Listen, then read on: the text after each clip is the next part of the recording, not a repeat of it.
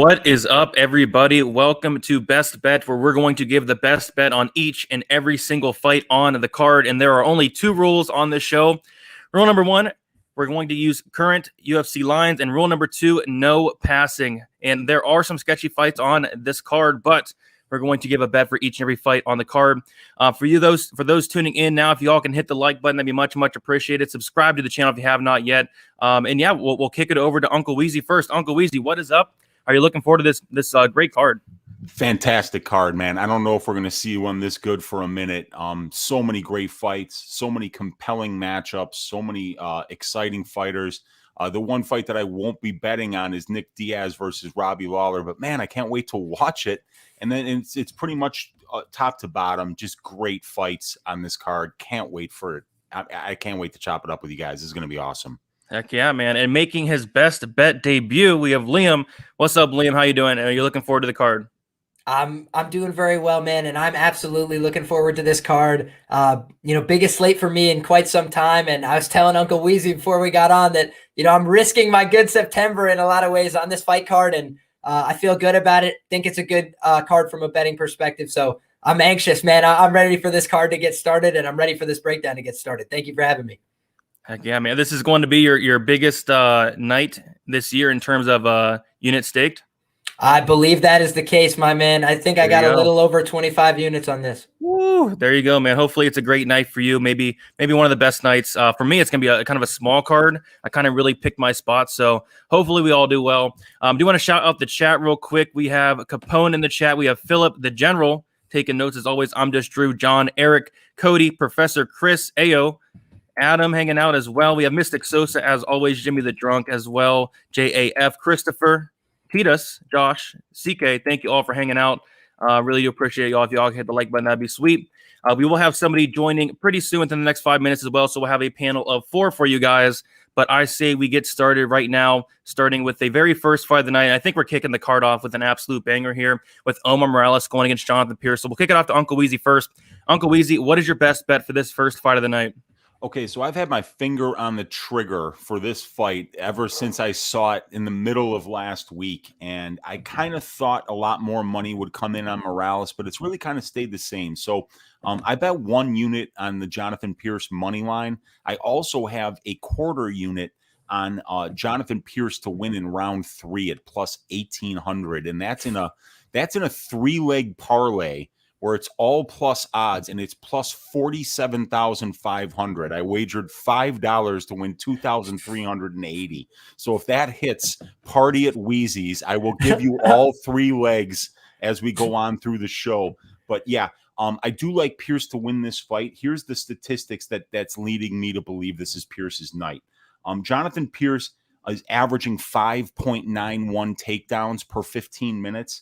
And Omar Moraes is only had 8 takedowns attempted against him in 5 UFC fights. I think that this is going to be a much different stylistic matchup than Omar Moraes has been used to seeing. In addition to that, I find that Moraes is at his best when he's pressuring his opponent. And Jonathan Pierce is an excellent pressure fighter in his own right.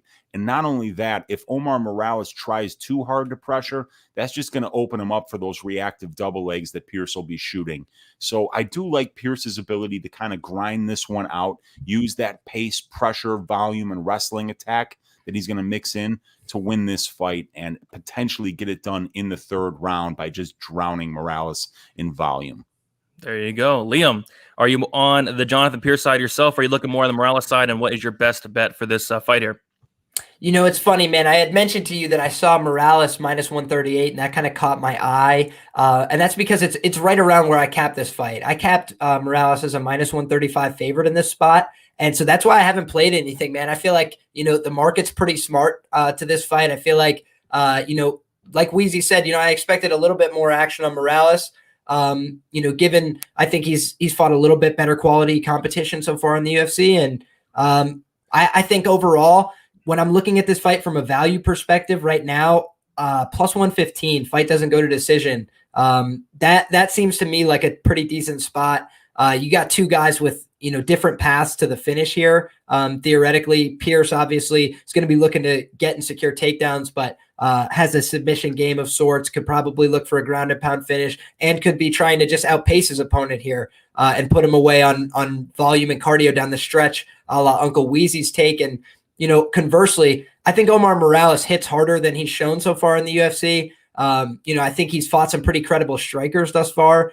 Shane Young didn't want to get hit by him in his last fight and fought a pretty conservative game plan, I thought. Whereas Jonathan Pierce, is kind of the opposite of a conservative game plan. Going to rush across the octagon and try and get a hold of him. So I think Omar Morales by KO or TKO plus 350 isn't a bad look, but I think plus 115, cover your ass in both directions. Obviously it's a featherweight fight, could still go the distance, but if they're hanging the plus money number, I think that's not a bad look. Yeah, I like the point you brought up about, it looks like Morales hits very hard, but he only has 2 knockouts on his record. And I like the other point you brought up about Shane Young. Like, I thought the same thing. I thought Shane Young was going to be, kind of reckless in there, like a Jonathan Pierce would be. And for me, I'm going to completely agree with you, Liam. I like the fight doesn't go to decision minus or plus 115 there. Covers both sides. I think Morales, although he's not much of a finisher, only about a 67% finish rate, he is a black belt in BJJ. He does hit hard, and Pierce does leave himself open to get hit and get hit a lot. So I could see a potential Morales finish, whether it is a knockout or maybe Pierce shoots in a sloppy takedown attempt, gets caught. Or on the flip side, like Uncle Weezy's saying, I think Pierce could just put on so much pressure, so much pace, implement the wrestling, and I think he could potentially drown Morales later the fight goes and get a finish himself. Pierce does have a 90% finish rate. So I took the fight doesn't go to decision plus 115. I think it does cover both sides there. And that's the spot I do like there. Shout out to chat. Danny Violent saying, DFS and Wheezy, my guys, thanks for the content as always, fellas. Good luck on the bets. And may Semelsberger please put on an ass shaving in the first round. Yeah, I think it gets it done. We'll talk about Semelsberger real quick. We got Billy in the chat. This one got me confused. Glad I didn't have to give out a best bet. Billy's coming on within the next couple minutes. Shout out to Billy. All right. About 100 in here. Just hit the 100 mark. If you all can hit the like button, let's get those likes up. Going a little bit earlier than usual. Usually we do go live 1 hour prior to the prelims, but I'm going to be at the fights and would not be able to make it. So going live at 1 o'clock p.m. Eastern time to get that out of the way. So we'll move on to the next fight. And we have an interesting fight, Matt Semelsberger going against Martin Sano. We'll kick it off to Liam first. Liam, what is your best bet for this fight? Oh, man, this is a tricky one. This is a fight that, it was one of the ones I went into a little less in depth because I feel like how can you really get a strong and confident read on what Martin Sano is bringing to this fight in terms of skills? Hasn't been very active, doesn't have a lot of pro data anyways. And then Matthew Semelsberger, I think his whole career has basically been taking place in the time that Sano's been away from the game. I think that for that reason, the play with Semelsberger early at that low price, but now you have a guy who opened at like minus 160 or something as a minus 500 or so favorite. So that's not something that I want to take a tremendous stake in. I think a sneaky kind of play here could be fight goes to decision at plus 260. Everybody seems to think that this fight's going to finish. I don't really know exactly what to expect from Sano here. And so based on the unknowns and the fact that Semelsberger just went 15 minutes with Chaos Williams, he's a pretty durable guy, but wasn't able to get Chaos out of there, wasn't really able to hurt Chaos, I didn't think. So he obviously could hurt and finish Sano, and that seems like the most likely outcome. But I think just in terms of the market narrative is that, Semelsberger is going to come out there and kill him fast, and that's very possible. But I do think, if you're going to limit your exposure, take a sneaky play. With the board that we have left, that's probably what I would look to target. But I don't have any action on this fight outside of Semelsberger in a couple of long shot parlays. Yeah, kind of a contrarian take there, as it seems like everybody thinks that Semelsberger is going to go out here and starch the guy. But like you said, there's so many unknowns. Like, I don't want to parlay Semelsberger up this week just because, Sano could be making those potential improvements, right? And Billy brought up the point that Minus versus Semelsberger was a fight that everybody thought was going to end inside the distance. It ultimately did go the distance. And Carlton minus. I don't know if he's still in the UFC, but he's not great. So yeah, I definitely could see that. For me, I am going to go with the Semelsberger by KO. It is sitting at minus 125. I think the most likely scenario, like you said, is he probably does get him out here and probably does get him out here by knockout. If Sano's made and no improvements, if he looks like he did back in like 2015, 2016, Semelsberger should absolutely starch this guy. I mean, he had nothing, no takedown defense, no cardio. I think Semelsberger just going to overwhelm him. But like you said, and that kind of does scare me, Billy bringing that up, right? Like if you can't finish Carlton minus, that is pretty scary. And Sano is a tough guy. So I'll go the KO. I don't feel comfortable about anything in this fight. It's just so sketchy to me. Tons of unknowns. And I'm not high on Semelsberger in the first place. And now we're seeing him at what? Like minus 500 now, minus 525. So yeah, no, thank you. Maybe in like a Hail Mary parlay, but outside of that, it's a very sketchy fight for me. Uncle Weezy, what are you feeling on this fight here? Yeah, I'm not betting this fight. It's just a huge piece of missing information here with Martin Sano, how he's going to look. I mean, theoretically, the dude could have made just a ton of improvements and could just come in here and buzzsaw through Semelsberger, theoretically. I mean, who knows what this guy's been doing? But we do know, he's been Instagramming a lot with his guy, Nick Diaz, and, probably looks like he's, Nick Diaz's wingman now that Nick actually drinks, and he never used to drink when he was a fighter. So yeah, it's kind of weird. I'm just staying away from it. I think the best bet is Semelsberger by KO. I think he probably gets it done inside the distance when he wins this fight.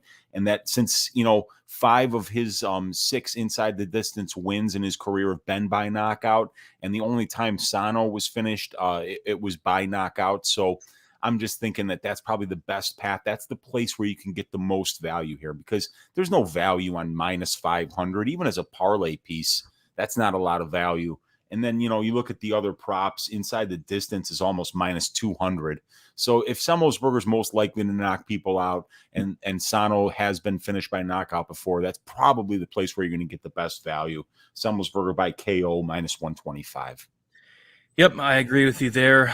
Sketchy fight. I think Semelsberger should get it done, but I mean, who knows? Maybe Sano has leveled up. It's been like 4 or 5 years, so we'll see. James in the chat saying about to land in Vegas. Brady shots on me for sure. There you go. Shout out to James.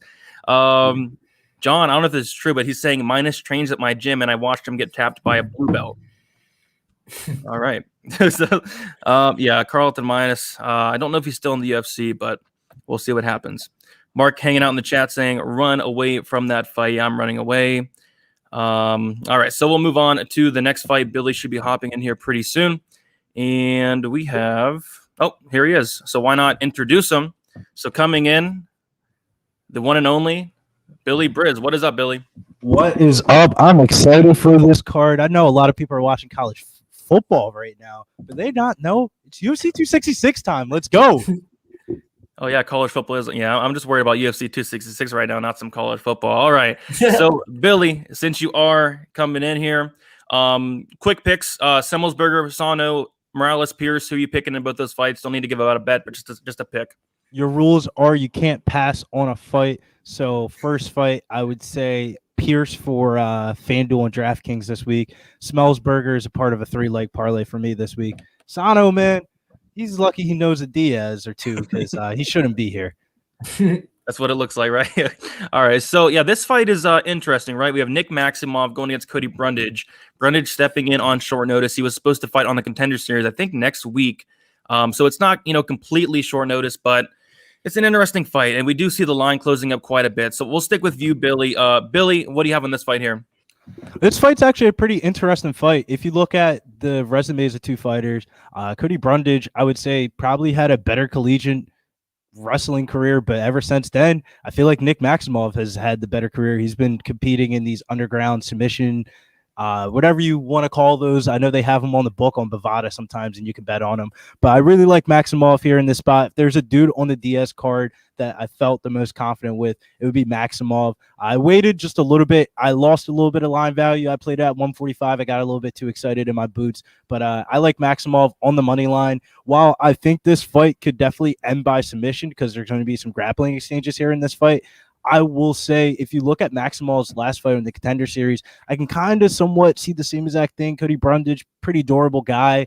Maximov by decision could be a pretty high number or submission. The one thing I would say about Cody Brundage, if you're a Cody Brundage backer, if you watched the UFC weigh-in show yesterday when he was in the cage with Dean Thomas and they asked him what were the circumstances surrounding this fight and all that, well, he was cutting weight and all that. His wife is dealing with like medical problems and stuff like that. So I think things that are outside the octagon, out of his control, are definitely going to come into play to affect him in this fight. I don't know how good he's going to look, but I'm all over Maximov in this spot.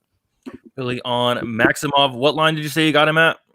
I got it at 145. I got greedy. I saw the 350 opener, and then I saw 145, and I was at a bodega. So I was like, I'm not betting on a real book. I got to, really pick and choose my spots. So I played at 145. That's where I lined the fight at, minus 120. I would take that all day. Shouts to people that got on Brundage early, though.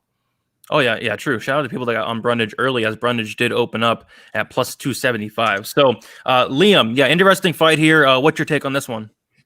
Funny enough, I actually do have a Brundage ticket at plus 168. I took that ticket because I'm sitting there, I'm looking at best fight odds, and I'm seeing that the sharper books, Bet Online, is moving down plus 135, plus 140, and FanDuel was still hanging plus 168. They were the only one in the market that had that kind of price. So I was like, this number is not going to exist anymore if I wait. So I played it then. I put down 1.5 units on Brundage at plus 168.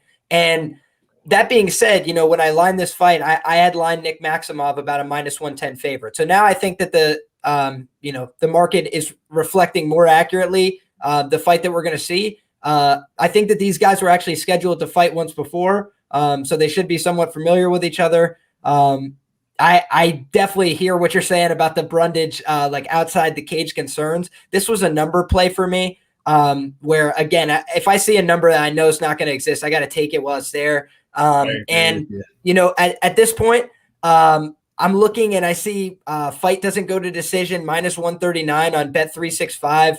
I could see either one of these guys getting finished. One of the things that we've seen is this influx of, a little bit lower level talent to the UFC, to be fair. Credit these guys, but sometimes the earlier fights on these UFC cards look more and more like Contender Series. I was going to say, this feels like a Contender Series fight. Like the early prelims. Absolutely. Like, this is a Contender Series main event. This shouldn't be on a UFC card, but I'm not complaining.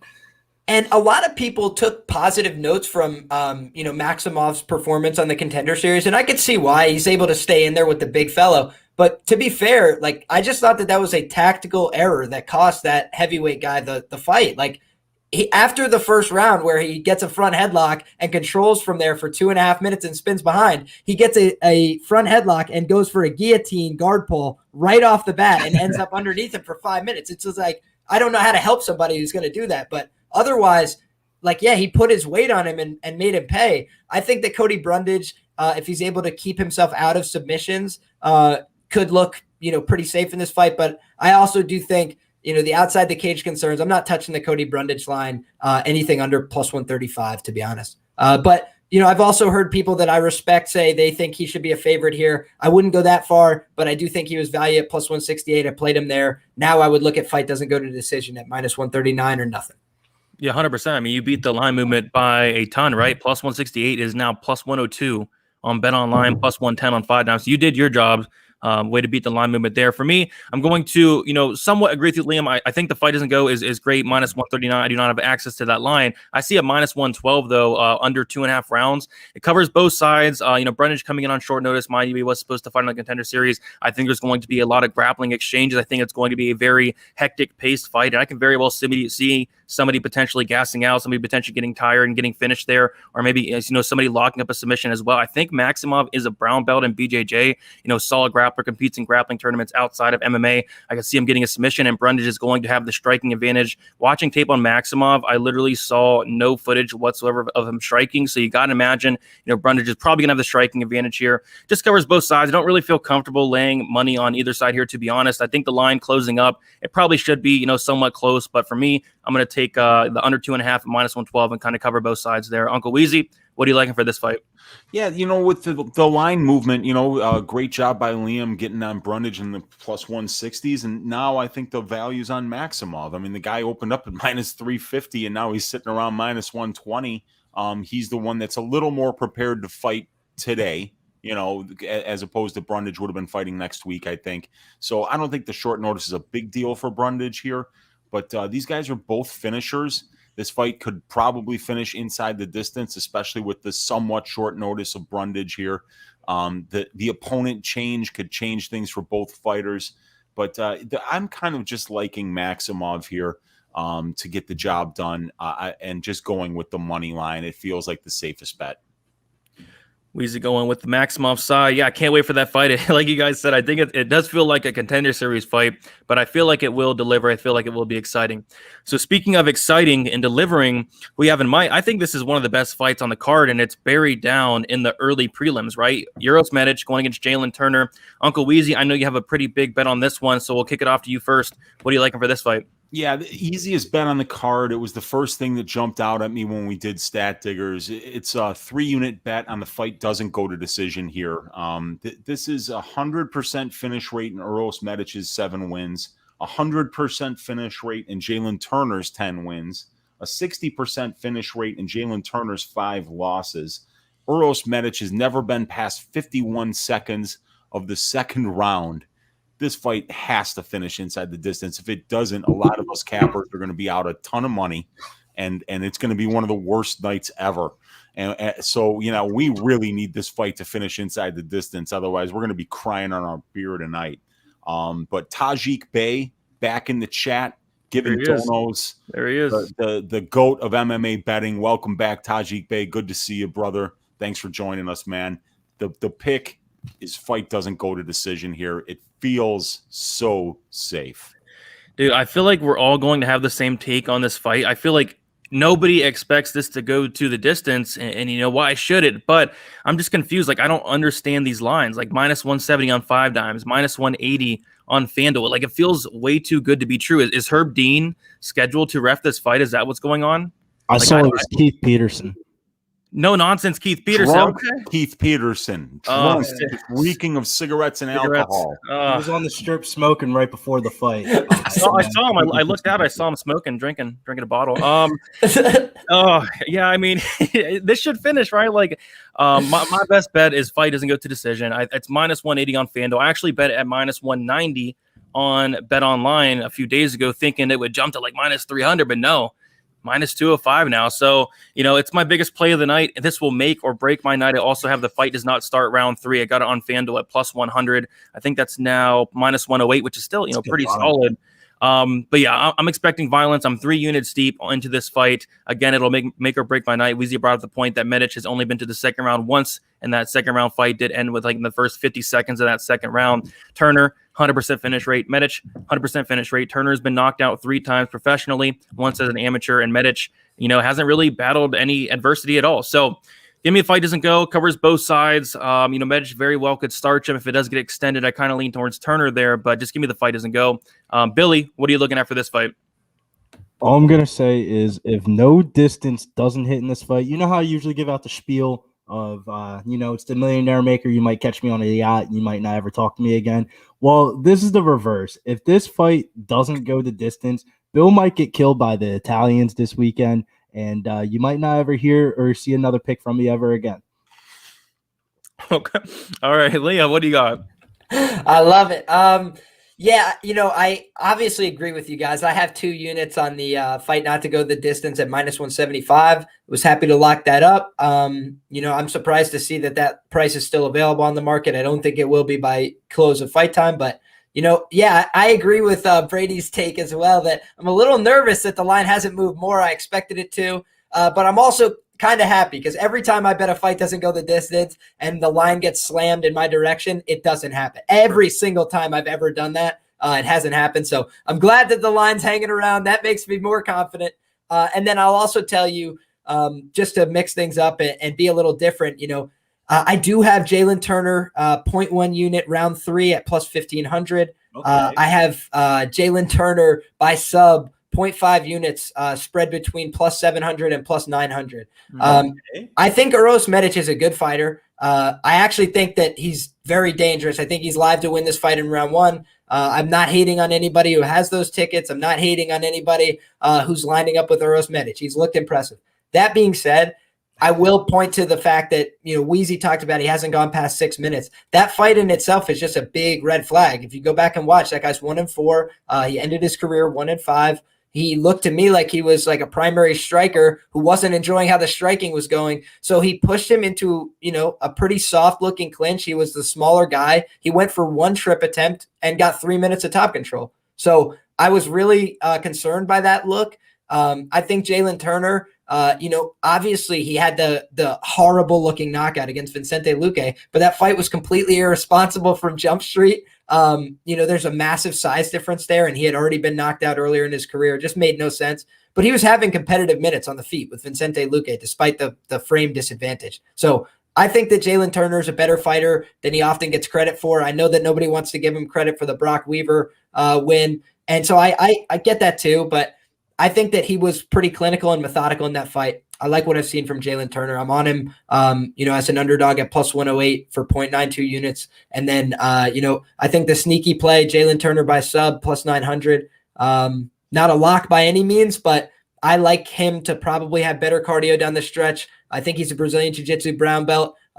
Just showed off his submission chops in his last fight. And that was a quick finish. Once he got him to the ground, he ripped in hooks on the back and finished him, put him away. So I like that look from him. And, I like Jalen Turner here to possibly get a submission and surprise the young up-and-coming prospect. Yeah. Honestly, dude, I'm shocked this is not minus like 250 fight not to go to distance. Is it because of the weight class or something? Minus 300, minus 350. Think about it this way, you guys. If you're betting that this fight goes the distance, what price would you need in order to be like, yeah, you know what? I'm going to take two cats that got 100% finish rates in 17 combined wins. What price would you need to be like, yeah, here's what you're going to do. You're going to sit in front of that TV and you're going to root for these two guys not to finish for 17 minutes. 15 minutes of time and then a minute between rounds where you're sweating. I don't know, Weezy. I'm gonna be rooting for that round 3 and tail Liam on that for sure. Dude, yeah, I like that bet. Yeah. The longer this fight goes, boy, you gotta really like Turner the longer this fight goes. And also, by the way, I promised you guys all 3 legs of Uncle Weezy's were buying a yacht parlay. The $5 to win 2,380. Leg 1, Jonathan Pierce in the 3rd round. Leg 2 is Uros Medic by knockout. I will give you round 3 or the leg 3 shortly. Sounds good, Weezy. Brady, you better book an extra week out there in Vegas. Might have to. We got Tajik in the chat. Thank you, guys. Thank you, Tajik. Have not seen Tajik in a while, but glad he is back. Hopefully you're doing well, Tajik. And BP saying Jan versus Glover early prediction. Billy, Liam, Uncle, and Brady. Anybody have an early prediction for that fight? I will say I have a track bet, 1 unit plus 225 on Glover Teixeira, but I do favor Jan outright. I'm with him on that. I feel the same as Liam. Yeah, I'm with Weezy and Liam on that. It's the perfect way to describe it. Yeah, there you go. Yeah, cannot wait for that fight. Not sure when it is, but coming up pretty soon, right? Yeah, I think next month, Halloween, right? There we go. Yep. Yeah, that's the one. Speaking of Halloween, that didn't make sense. And Roxanne Maia-Ferry going against Taila Santos. Interesting fight here. Not much sticks out for me. I'll kind of start it up. Taila Santos, I think she has Roxanne covered pretty much everywhere. And let's see what the line is now. Taila Santos is a pretty big favorite. I do have her in a parlay from last week, Blanchfield and Sarukian. She is now minus 400, and I just think she has Roxanne Maia-Ferry covered everywhere. I think she could either win this fight standing for 50 minutes, or I think she can take her down here and there. She was able to take down Jillian Robertson for 15 minutes in a fight where, Robertson's more dangerous than Maia-Ferry. I believe both are black belts, but we see Robertson being more dangerous there. Santos was able to, get through all the submissions, stay on top, stay safe for 15 minutes there. You can see the same thing here, or just completely outstriking her. Really struggle to see a path to victory for Roxanne Maia-Ferry. And the best bet I would go to would be Taila Santos winning by decision, which is sitting at you have minus 125 on BetMGM. I don't hate that. Roxanne Maia-Ferry is very, very tough. She did get hurt against Murphy a couple fights ago, but she's been very, very tough nonetheless. Hasn't been finished in a while, it seems like. So for me, the best bet is going to be Taila Santos by decision, but ultimately I do have her closing out a parlay from last week. Uncle Weezy, what do you got for this one? So I just think that Santos is very safe here, and I'll just take you through a couple numbers real quick. Roxanne Maia-Ferry lands 3.05 strikes a minute and absorbs 4.83. So she's not a good minute winner on the feet, and she couldn't hit water if she fell out of a boat with 30.16% striking accuracy. Now, Santos is landing 3.52, only absorbing 2.22, way more accurate at 48%. 59% striking defense for Santos. So she's going to be the minute winner on the feet. And then we look at who's going to be able to get this fight to the ground. Maia-Ferry, 28% takedown percentage. Taila Santos, 80% takedown percentage. Taila Santos, 85% takedown defense. Roxanne Maia-Ferry, 30% takedown defense. Wow. Roxanne Maia-Ferry's takedown defense is almost worse than her striking accuracy. That's incredible. That is crazy. Wow. So yeah, Taila Santos feels extremely safe. I just don't want to play inside the distance or decision. I believe it's one of the safest parlay pieces on the card. I do have a 4-legger with Taila Santos in it. I'm just saying Taila Santos money line, put it in parlays and feel pretty safe about it. I like it. Liam, are you with Weezy here? Do you think Taila Santos is safe, or are you more on the Roxanne side as a dog? Yeah, I would say I think that price matters. I think that price is important. So I did parlay up Taila Santos when she was minus 335. I would say that if you're playing a money line, just an outright money line, the value is on Roxy at plus 365, which is available now on the market. But I would also say that I'm not taking exposure on Roxy's money line here. I am on Taila Santos as a parlay piece, but I do think that at minus 400, it does start to look a little bit like slip on a banana peel territory to me. I have her as like, I think Cody Saftik uses the word top ticket and medium ticket and whatever. She's not my top ticket parlay piece. She's, somewhere in the mid tier of parlay pieces for me this week. Valentina at the very top of that list, obviously. But then I've got, 1-2 unit parlay with Taila Santos at that minus 335 figure. I like that a lot. I think fight goes to decision, minus 225. I probably wouldn't play it, but among numbers that are on the board now, that might also be a parlay piece because I think if Roxy wins, she's probably going to win a decision here as well. If I'm just picturing this fight in my mind, I don't see Taila Santos getting this finish more than 15% of the time, and that's pretty generous. So I don't know, man. I think that fight goes or Taila Santos as potential parlay pieces here, but not a fight that I'm going to be adding to my investments. 2 units is plenty for me on this. Yeah, I don't mind that fight goes to decision calls. You see at minus 240, yep, minus 225 as well. Don't hate that. Billy, what are you looking at for this fight here? Man, I hate to kill the vibes, but I'm not a Taila Santos fan. She just doesn't do it for me. I don't know what it is. I respect the style. I think she's the best overrated, underrated women's fighter ever, if that makes sense. But with that being said, Roxanne, man, that is a fat line. You can bet Roxanne by decision at plus 500. And to be honest with you, there are some concerns about Roxanne Maia-Ferry that I really have about her in this spot. That's why I can't play her on the money line. But if you look at Santos, man, would you rather play the minus 125 by decision, or do you want to really roll the dice? You're already betting women's MMA. Root for the knockout. Santos by knockouts plus 300, and then the under 2.5 is I think it was plus. Let me check the under 2.5. Plus 225 on the under 2.5. I kind of like Santos by knockout here in this spot.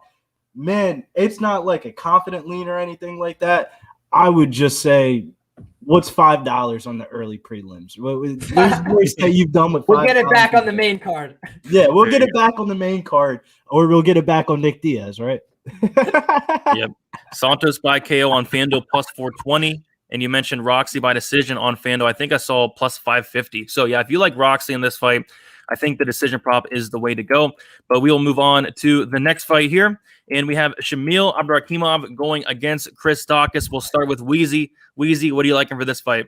So this is one of those fights that I just bet straight. I bet the money line on Daukaus because a lot of these money lines this week are actually really wide. But I kind of feel like Daukaus should be up there with Blaydes and Dvalishvili and Santos, even with where this line should be, with all the red flags that we're seeing from Shamil Abdurakhimov. 40 years old, punctured lung, pulled out of 5 straight fights, hasn't fought in 2 years, and then Daukaus, some very impressive wins over Nascimento and Porter in his last 2 fights.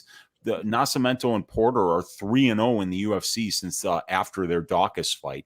So I like Daukaus's hand speed here. I think he's going to be much better on the feet. Shamil has shown very poor ability to get the fight to the ground if he wants it there thus far in the UFC. The only guy he's had success taking down is Derek Lewis, who's not much of a wrestler. So I really see Daukaus keeping this fight where he's the most comfortable, and I see him really hurting Shamil with his hands. There's a difference in speed there. There's a difference in boxing skill there, and at only minus 200, it feels like a good safe bet to me. I've got two units on the Daukaus money line here. Daukaus money line, there you go. Billy, are you with Wheezy here? Do you like the Daukaus side, or are you more on the 40-year-old Shamil side?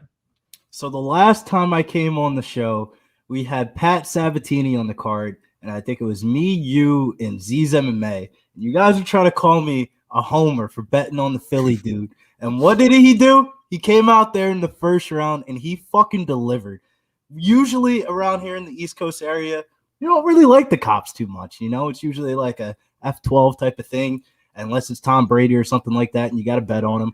But Daukaus kind of throws everything in the sorts, man. Former Philly cop, rising UFC star. I love it. It all seems like the right play here. I think the bigger question is, how do you want to bet Daukaus? Do you want to bet Daukaus inside the distance at plus 115, or do you want to bet him round 1 at plus 310? Those are the 2 ways I would play it. And I have Daukaus a part of my 3-leg parlay for 3 units. That is the second leg to the Semelsberger parlay.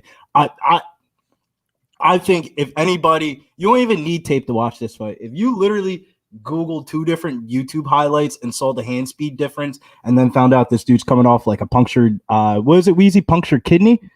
Punctured lung. Punctured lung off a 2-year layoff. On top of that, this good. seems like the typical Bellator-esque UFC fight that they're giving one person a mighty layup and the other person's got to come through a long way. I just don't see past the victory for him. I'm loving me some Daukaus. Cook it up. Dana White, when are we getting the Sean Brady, Chris Daukaus card fight night in Philadelphia? I'm telling you, the stadium would be sold out. That'd be nice. Yeah, for sure. Liam, are you on the Daukaus side with Wheezy or Billy, or are you on the punctured lunged 40-year-old Shamil side? Man, I'll tell you this. I think that as the line continues to move, I would be less excited about playing it. That's the God's honest truth. But I do have 2.75 units straight on Chris Daukaus at minus 175. Nice. That was initially 1.75 units Daukaus money line, and then a parlay with Manon Fiorot for 1 unit at plus 120. And again, I locked that in when he was minus 175. So now the Manon fight's gone, so I have the 2.75 units straight on Daukaus, and I also have Daukaus round 1 plus 370 for 0.41 units, and I have Daukaus round 1 or 2 plus 155 for 0.35 units, I believe. So I went pretty big on this fight, and it's because of all the reasons that you guys said. I expect the hand speed to make a lot of the difference. I think this is a fight where Shamil could get caught cold because he's coming back off a long layoff. He's 40, hasn't fought in the pandemic era, a little bit different. And then Chris Daukaus, man, this guy's been cashing me ticket after ticket. I had a half unit on him against Rodrigo Nascimento, easy money. What only regret is that I didn't put down more. And then I had 3 units on him against Alexei Olenek when everybody's telling me, I don't know, this is a risky spot. And I was like, no, he's got really fast hands. He's not incompetent in the clinch. He's not incompetent in his grappling. He's going to keep decent enough position and knock him out. And he knocked him out in the very first round. I made a lot of money on that fight. And so, until proven otherwise, I think Chris Daukaus is a legitimate heavyweight prospect. Everything I've seen from him is that he's improving his physique, his cardio, which has been a liability in the past. I expect to be improved. It's hard to carry around an extra 30 pounds in the octagon. He looks, physically astronomically different from what he used to look like on the regional scene. Guys, he had a profession. He was doing another job, and then this was like his side gig. And he was like, oh, no, I'm good enough to be a professional athlete. Now he looks like a professional athlete, taking his career seriously. I think Chris Daukaus knocks him out in the first round. But that being said, Shamil, the credit to Shamil is that he's never been dropped on the feet. So I say all that. Shamil's never been dropped on the feet. I think this is the first time. I think Chris Daukaus knocks him out in 2 minutes. True. Yeah, I heard you, Billy. Yeah, somebody in the chat said the Daukaus fight is canceled, but I looked it up and nothing. So if anybody can confirm in the chat, we'll talk about it. Off, dude. That just gave me like the skits vibes. I started going through the parlays. I started going through Twitter and everything. Don't troll in the chat like that, man. People got some big monies on this one. Yeah, I don't think it's canceled. But yeah, I'm with you guys. I like Daukaus. The preferred play for me would be Daukaus inside the distance, which is currently sitting at what are you guys doing for DraftKings and FanDuel for Daukaus? I think that's a good question. I feel like, are you guys going to play him as your MVP for the showdown slates? I don't play it, but if I did, potentially. But I do have a ton of Daukaus. He's like probably my third or fourth highest done fighter. I think he's one of the best values on the card up there, in terms of being able to having that knockout upside. I mean, this guy's landing a knockdown on 4.76% of the significant strikes he's landing. So, yeah, dude, there's some serious knockdown potential there. And in terms of line value at the price, he's also a good deal there. So, yeah, I like him. Sounds good. The one other thing I would just add on the way out, boys, is that I have a fight doesn't go the distance like violence parlay, and this is one of the ones I threw in there. I'm all over my boy Chris Daukaus, but he could definitely lose this fight, and if he does, he is going to get finished in all likelihood. Because Shamil, he could probably get top control time here if the fight gets extended, and that's the point at which it would start to get a little sketchy. So if you want that insurance, fight doesn't go to decision, that's what I'm doing for an insurance purpose. Yep. If the Daukaus number goes up, would you take it either inside a distance as a parlay piece, or would you take Daukaus money line as a parlay piece if fight doesn't go to distance, was at a shorter number? Because it's really going up to that route. Fight doesn't go the distance, honestly. I think is a way better play because this is heavyweight, man. This is heavyweight. And, honestly, my only concern when Uncle Weezy said he should be as big a favorite as Curtis Blaydes, I don't think Curtis Blaydes should be as big a favorite as Curtis Blaydes because it's heavyweight. And so I could be wrong about that. I could look foolish at the end, but that's at least my only hesitancy there is that, it's a heavyweight fight. These guys talk about slip on a banana peel. This is the weight class that slip on a banana peel is built on. Yeah, exactly. We do have a dono in the chat. Shujo, thoughts on Santos, Daukaus, Semelsberger, Merab, and Valentina parlay. Thanks, sexies. I say it hits. It's not something I do personally, but I say it hits. You guys as well?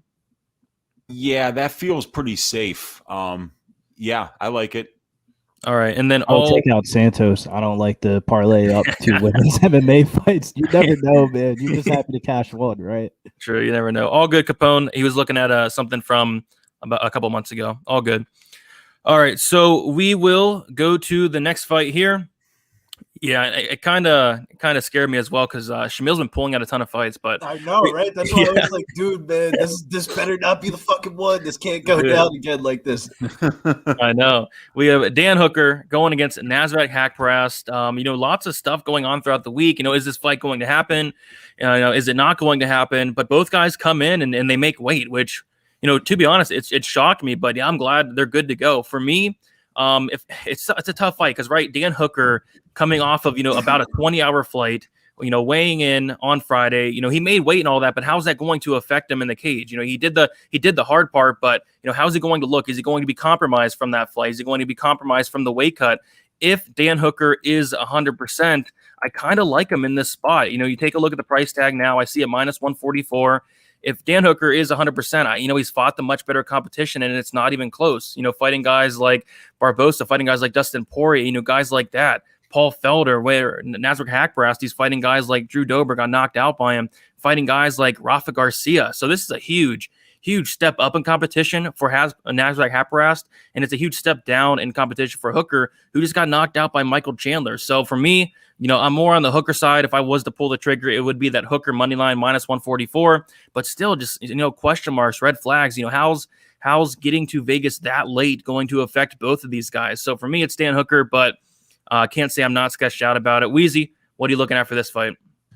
So, yeah, I barely researched this fight at all because I was 100% sure this fight wasn't even going to happen. I just didn't see. I figured one of these guys wouldn't make it or wouldn't make weight or wouldn't be cleared, But now that it's going to happen, Dan Hooker at the money line that he's currently at, and when you look at the level of competition that these guys have fought, and then you look at the size advantage for Hooker, it feels like this should be his fight. So I would bet the Hooker money line here, but I'm not betting this fight because there's a lot of unknowns with how both of these guys are going to react having to fly to Vegas last minute like this and not even knowing whether they're going to get the visas. So I'm staying far away from this one, but if I did bet it, it would be the Hooker money line. There you go. Billy, what are you looking at for this fight here? This one might be the one where I pull out the Homer Simpson gif of him going back inside the bushes and hiding, because I think I'm against the public on this one. There's so much things that are going around this fight that I don't even think it's even like – I don't even think you have to cap it into your capping anymore. They both showed up on the weigh-ins. They both look good. Nasrat looked better at this weigh-ins than he did at the last one where he was a huge favorite. I think the move here, 2 people, long flights, big weight cuts, under 2.5, right? I like that as I think I'm going to split this into a half unit bet. And because I'm not too confident, I'm going to go quarter unit under 2.5. And then I just got to go quarter unit Nasrat, either live or pre-flop. I think I get a better live number if he even goes past 5 minutes. I think we see violence in this fight. I think Dan Hooker, though, there might be a case to be made where we look at this fight a couple years from now and be like, man, maybe Dan Hooker was damaged good. Kind of like Dominic Reyes, Yuri Prokoshka, when everyone was like, Dominic Reyes, there's a lot of value on that line. But maybe he's just damaged goods, and maybe Dan Hooker just doesn't have it anymore. On paper, this fight's not even close. But matchmaking-wise, it could play out closer than where it's lined at. I really just don't think Dan Hooker is that guy that he used to be anymore. I don't know if it's just me or if it's just recency bias baking into this. But, I got to say it's Nasrat or pass. Yeah, that's what makes it hard, right? Is Dan Hooker done? Is he damaged goods, or was it because he fought Michael Chandler? I don't know, but we'll find out. We'll find out today. So, Liam, me and Wheezy are more on the Hooker side. Billy's more on the Haqparast side. Are you going with me and Wheezy, or are you going to go with Billy here and tie it up? So I am on Haqparast for 1 unit at plus 162. And again, I am trying to play this game a little different than some people are, right? Everybody plays a little bit of a different style, and some people are looking for who's going to win the fight, and that's how they base everything that they're betting on. And that's one way to make money, for sure. But I'm not trying to do that. I'm trying to ascertain what's a valuable bet that I can take right now. And I look at the market, and I see Nasrat Haqparast sitting at plus, what was it, 162. And I was like, man, that number doesn't seem like it's going to last. That seems like a more competitive fight to me. So I locked that in a couple weeks back, and we're looking right now plus 145, best available on Nasrat Haqparast. That's on 5 dimes. And everywhere else market wide is plus 135 and below. So, I feel good that I was able to get some closing line value. All the circumstances that have emerged since I made my bet. So, that's just kind of the random variance of fighting that you got to factor in. Like Nasrat lost his mother since, Hooker has had his travel issues since. All that's happened since I placed the bet. I can't tell the future. All I could do is try and look at the slate that's ahead of me and say, hey, where do I think I could snipe value? I think Nasrat was value at plus 162. I think it's a more honest fight than that. But could I see Dan Hooker winning this fight, pretty easily? Sure. I think he's got more varied striking offense. He's got big tools. He's a long, tall guy for the division. He's got those intercepting knees up the middle. Nasrat, when he did take a step up in competition before, didn't look so good. Got finished by my man Drew Dober. So I think Nasrat could look good here. He could come in and shine. I think Nasrat to win by decision wasn't a bad look early on, especially. I don't know if that line's been steamed yet. But I feel like Nasrat by KO or decision is what I'm thinking about here. if I was to target that early. But again, man, I think that this is a tricky fight.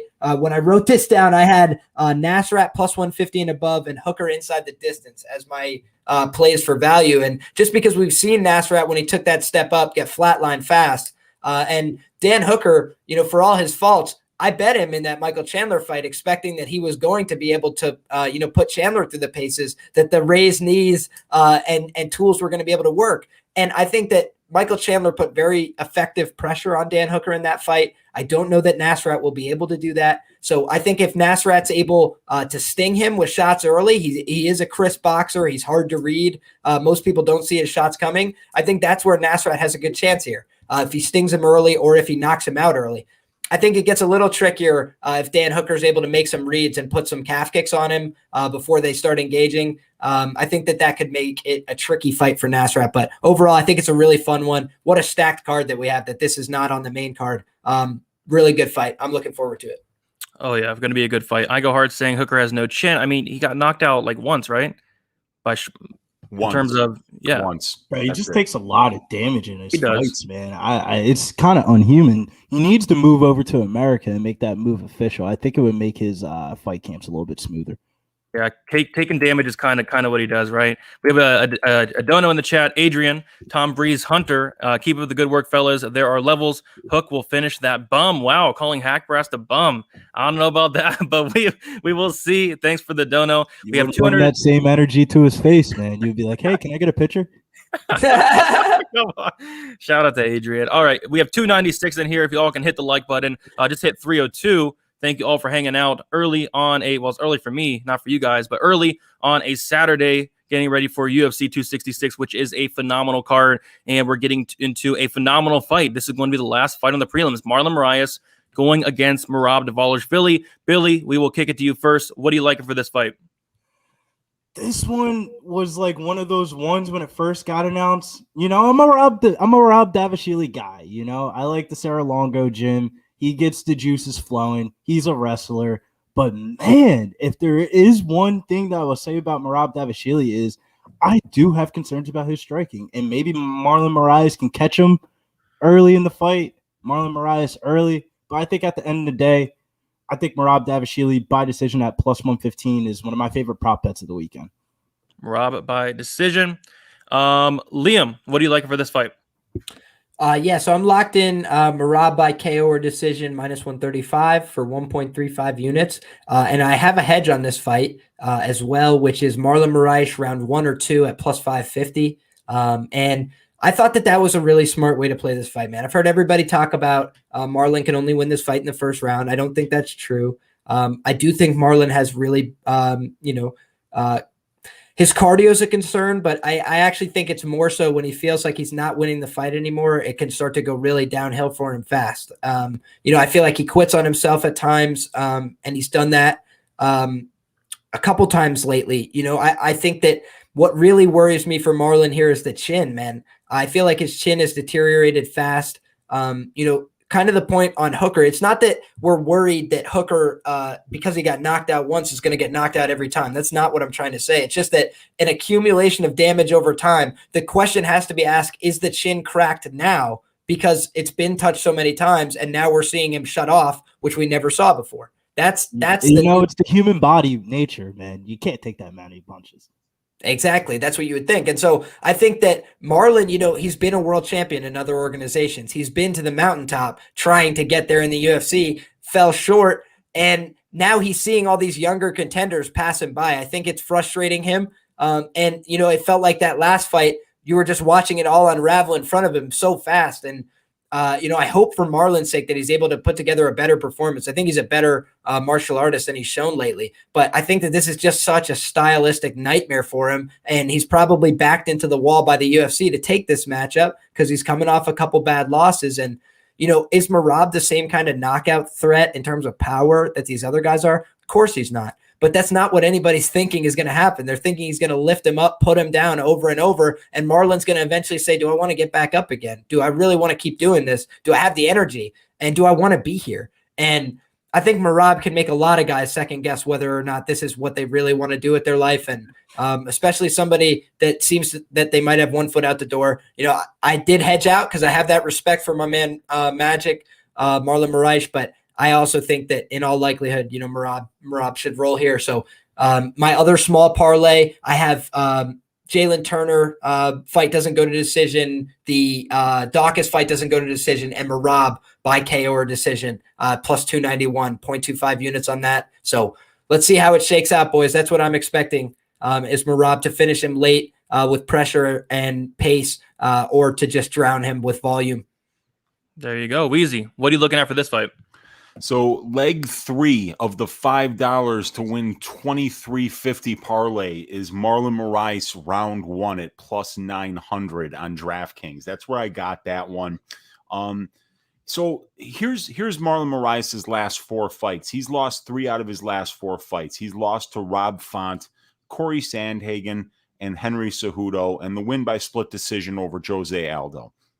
The thing that Font, Sandhagen, Aldo, and Cejudo do that Dvalishvili doesn't do is hurt people. All right. Dvalishvili has a 23% finish rate in his career. 23%. He doesn't finish people. He is a lay and pray conditioning-based wrestler. So Marlon Moraes knows what he's going to get here. Even if he loses this first round, I think he can come out in the second, and every round is going to start standing. Merab Dvalishvili couldn't finish a cup of soup. So I think that what's going to happen here is that Moraes is going to catch Dvalishvili at some point. I think he's going to win this fight. I think it probably happens in the first round, but I think Moraes is going to be ready for this. I think training with guys like Frankie Edgar is going to be a really good situation for him to maybe find that game plan that's going to be able to hurt Merab early in this fight, because Merab's not hurting anybody, you guys. So I do think Moraes is going to open some eyes here and hurt Merab and probably finish him. Yeah, bold take, but hey, I don't hate that take whatsoever. You know, Merab Dvalishvili, I'm kind of sketched out about that line, especially like you mentioned, Marlon Moraes fighting guys like Sandhagen, fighting guys like Sterling. This is going to be the most dangerous guy by a mile that Merab has ever fought, and it's going to be a big step up in competition, regardless of how bad Moraes has been looking or not. So what I did was I kind of attacked this fight from 2 angles. I got the Merab by decision, and then also Moraes wins in round 1. For the best bet, though, I'm going to take Merab by decision. If he does survive that first round, he survived that early storm, I do think he's going to take over as the fight goes on. Merab, somebody that has some of the best pace in the division. Moraes is somebody that does tend to slow down as the fight goes on. So for me, I will take Merab by decision, which is plus 125. But yeah, Moraes is going to be so dangerous early, right? So, but I'll take Merab to get it done by decision. Not much of a finisher. I could see like a 3rd round finish. I think I saw a 3rd round KO for Merab is like plus 2,000. So if you do think that Merab can get a late finish, that's not a terrible line. I could see him overwhelming Moraes, but like you said, Weezy, he's just not much of a finisher. So, but regardless, I'm looking forward to this fight. One of the fights that I'm most intrigued in, because it's a big step up for Merab, and it's a fight that he's going to have to really, really mind his P's and Q's early on. So we'll move on to the main card here. Before we do so, if y'all can hit the like button, over 300 of you in here hanging out. Thank you guys so much. The chat is going off. Appreciate you guys participating. We have Jessica Andrade going against Cynthia Calvillo, and I guess I'll start this one off. I mean, yeah, not much interest in this fight as a whole, and oh my goodness, we see that line coming down a ton, right? We see Andrade now at minus 215, minus 220. Calvillo now at plus 185 and currently plus 195 on 5-9. So that line is coming down a lot. Looks like a lot of money's coming in on the Calvillo side. For me, in terms of a best bet, I like Andrade here, but I don't like the line, to be honest. I can see why it's closing up a little bit. I could see Calvillo, winning minutes of this fight if she is able to take Andrade down.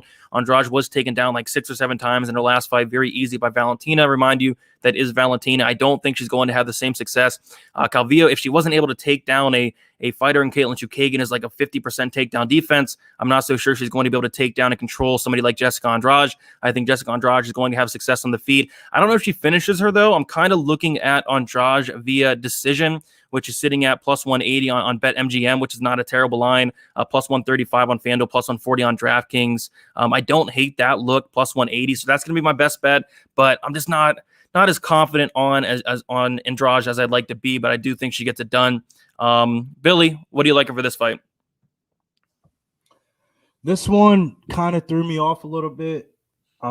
Jessica Andrade early in the week, she was going to be the third leg of my parlay, and then just sleeping on it, man. I just got bad vibes out of this one, and I just feel like, for example, we're talking about how big of a difference Roxanne Maia-Ferry and Talia Santos is. Well, you can get Roxanne at plus 500 by decision, and then I started scrolling. I was like, damn, dude.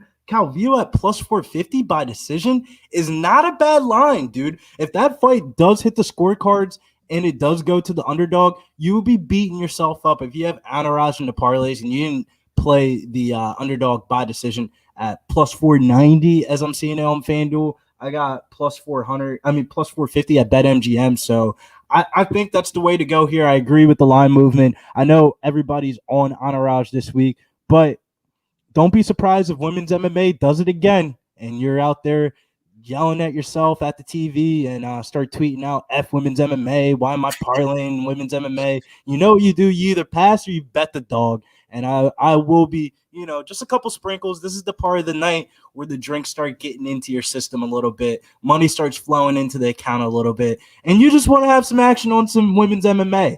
Take the dog by decision, plus 490 on FanDuel. Plus 490. Okay. Yeah, that's how she wins, right? Decision. I do not see her finishing on Andrade. Finishing her. So, plus 490 by decision. That seems kind of possible. For sure. Wheezy, what are you looking at for this fight here? I like the value on Andrade here. A ton of money has come in on Calvillo, so the line has moved into a much more advantageous position for Andrade bettors. And here's what I would do. I would just throw out that Valentina Shevchenko fight for Andrade. Pretend like it never happened.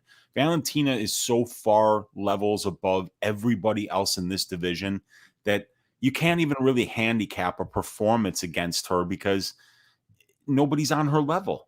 And it's going to be the same thing with Murphy. She's going to get absolutely murdered out there tonight because Valentina doesn't have any weak spots in her game. But Jessica Andrade, when you throw out that performance and then you see a KO win over Chookagian where she just folded her like a lawn chair, a loss by split decision to Rose Namajunas, a loss by KO to Zhang, and then a win before that by KO over Rose Namajunas, and then you look at Calvillo's wins, Polyana Botelho, Courtney Casey, and Jessica Ai. So I just think that there's levels of difference between these two fighters. Andrade is probably a little bit better everywhere, but maybe not in the Brazilian Jiu-Jitsu, but she's strong. She stays out of submissions. So, I'm thinking that the best way to play this is just to go with the Andrade money line here. Andrade money line. Liam, what are you looking at for this one? Straight from Billy's mouth to my tracker, man, I already had 0.35 units on Cynthia Calvillo to win by decision here at plus 490 from FanDuel. And I think that is a wise look. And I say that because I have 4 units of exposure on Jessica Andrade and parlays already. And I'm sitting on 2 units on Jessica Andrade at minus 169 straight. I bet her with Arman Sarukian last week when he was minus 650. So I beat the closing line there by about $2 as well.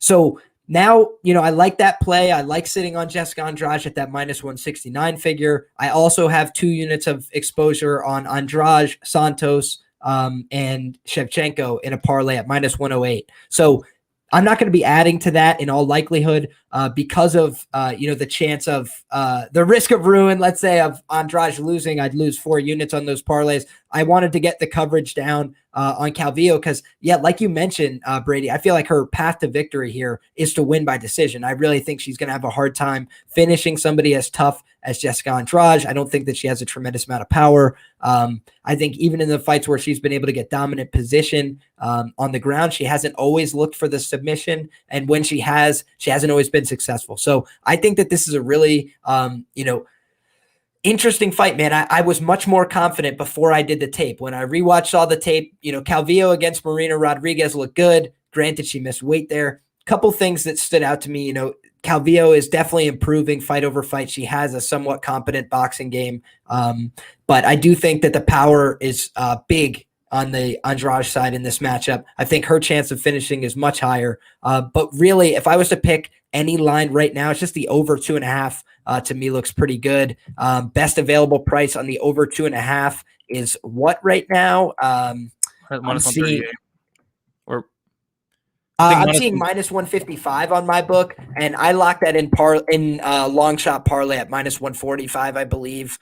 So let's see how it shakes, but I think that should be an interesting look, man. You normally see much more juiced fight goes to decision numbers in women's fights, and so for that reason, I do think Calvillo is more durable than the likes of Caitlin Chookagian. She doesn't have that noodle frame. She's been hurt before, like in the Marina Rodriguez fight, and kept fighting through it. So that for me is at least something interesting. I think she's got grit. So I do think this fight sees the 15-minute mark. Yeah, I don't hate that over 2.5 call. Tajik saying Andrade is plus 500 on OnlyFans. So if you could get her on OnlyFans over there at plus 500 could be a good look. Nick saying, I put all my savings in a 3-leg parlay. Roxy, Lucky Lauren, and Abdurakhimov. I was going to put Diaz in there, but I didn't want to get risky. Happy fight day. Happy fight day to you, Nick.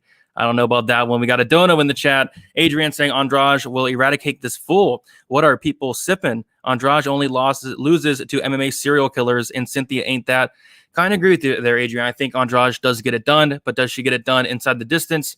I don't know. I'm kind of leaning towards the decision side, but a dominant decision. All right, so we will move on to the next fight here, and we have a very, very interesting fight, a heavyweight fight. Curtis Blaydes going against Jairzinho Rozenstruik. We'll kick it off to Wheezy first. Wheezy, what are you looking at for this one? Sorry, I was muted. So for Blaydes, we're talking about the Blaydes fight? Yes, sir. Okay, yeah, I'm just taking Blaydes money line here. I love it as a parlay piece. This is just going to be a one-sided fight. I could see it going the distance. I could see him finishing it by knockout, and even that sub prop is a little bit live. So I think the safest way to go is just to play that money line, put it in your parlays, and just hope that Biggie Boy doesn't catch him on the chin one time.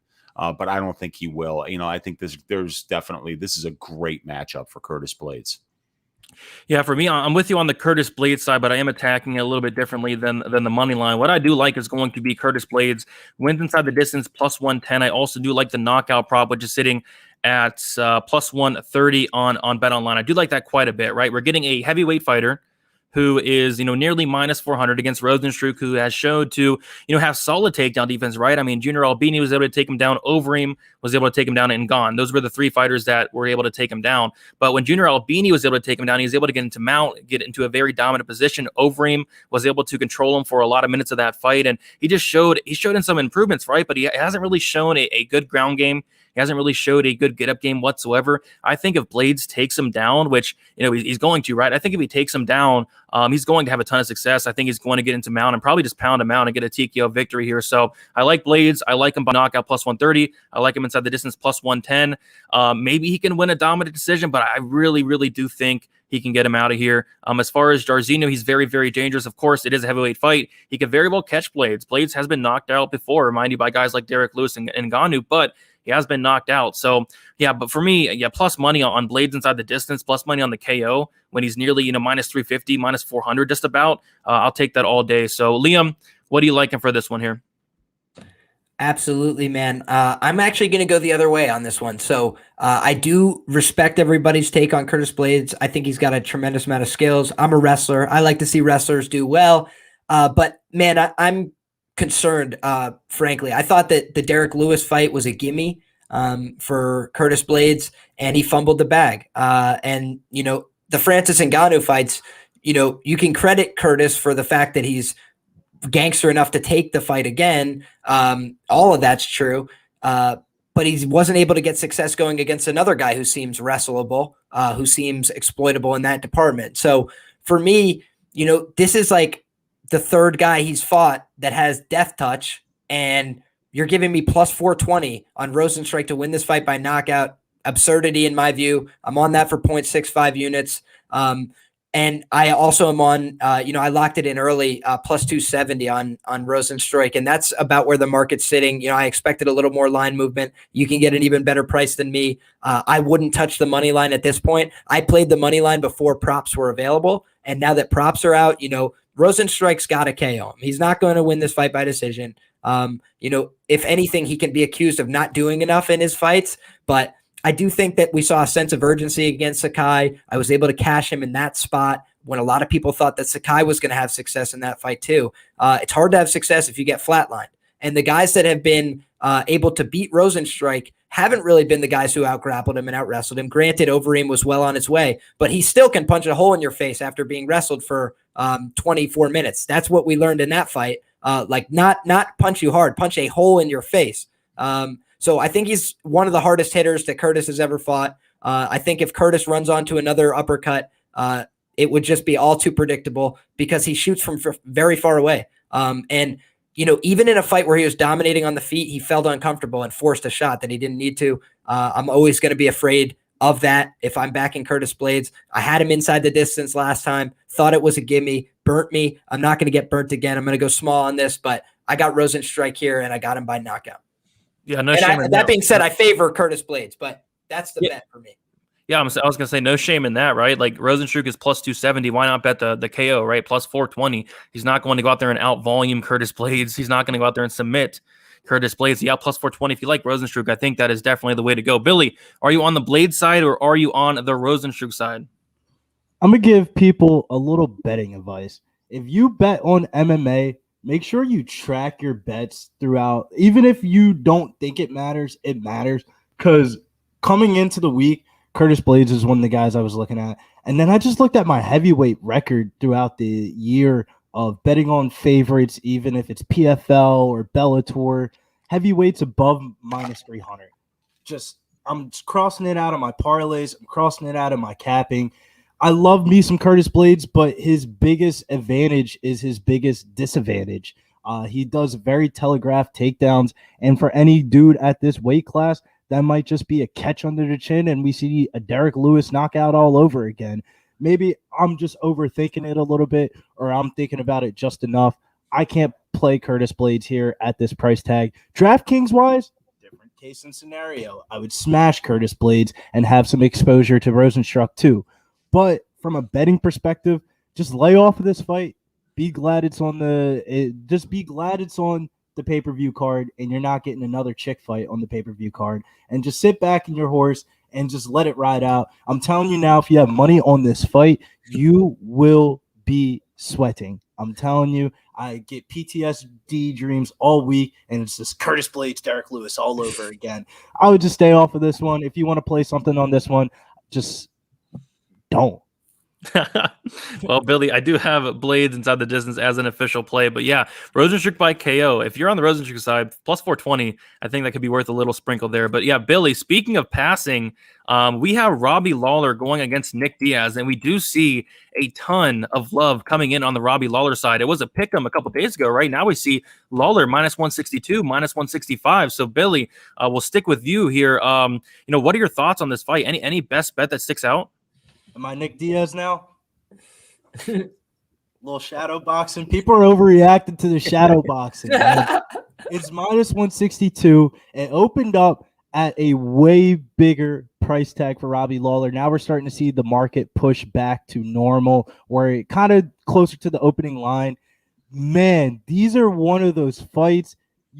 I was saying this to Boston Nick MMA. Shouts to Pub Sports Radio. I was saying to him, this is one of the type of nights you parlay up the card, you get to this fight, and no matter what side you pick, you're going to be profitable because you profited already on the night, right? Isn't that the way we always want to look at betting?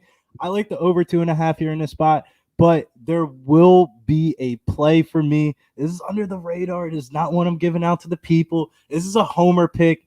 I'm picking Nick Diaz, man. People are disrespecting my man. He's coming off of a 5-year layoff. He hasn't won a fight probably since I was in preschool or some shit like that. It's been a while since we see Diaz raise his hand. And man, it's just like, why are so many people concerned about the shadow boxing? If Nick Diaz showed up to the UFC performance thing at the Apex and they said, yo, bro, you're on at this time for media day. And he said, no, I'm not doing media day. You think the cameraman that's telling him the shadow box has a say? No, not at all. Don't read into it. You got to just hope. The dude's been grinding. He's a triathlon. It's a 5-round fight, 3-round fight. Robbie Lawler kind of runs through him all day. 5-round fight.